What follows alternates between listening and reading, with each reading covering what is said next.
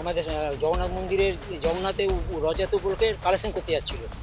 In the mean টাইমে তখন দেখছে একটা ছেলে, দুটো ছেলে এবং একটা মেয়ে ওই একটা রাস্তার কোণে, রাস্তার পাশে অশ্লীলতা, মানে এমন চোখে দৃষ্টিকটুভাবে লাগছে ওটা, এমনভাবে মানে ওটা আর আমি কার্যক্ষেত্রে দেখাতে পারছি না বা দেখাবো না।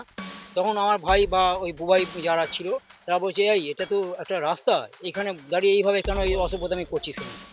তোর বাপের রাস্তা, বেশ করেছি, তোর বাপের রাস্তাটা বেশ করেছি। তখন ওকে যে অনেক করে ওকে এখানে নিয়ে এসছে, মাঠে নিয়ে আসা বলছে আমি আমার বাবা, বলছে আমার বাবা উকিল, হাওড়া কোর্ট উকিল। তোমার বাবার নাম কি?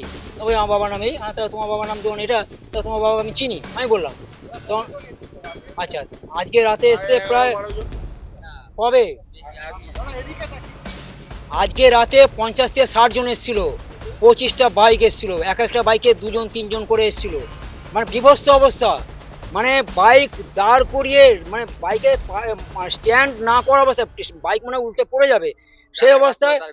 মানে যাকে পারছে মেরে, যে বুবাই বলে ওকে মানে বেধড়ক মেরেছে, মেরে মানে 2 মিনিটও মনে যায়নি, মানে 1 মিনিটের মধ্যে যে যা পালিয়ে গেছে। আমরা কোনো ক্রমে মেয়েটাকে আর এই ছেলেটাকে ধরতে পেরেছি, যে ছেলেটাও চলে যাচ্ছিল বাইকের পেছনে হাত দিয়ে, আমরা ধরতে পেরেছি।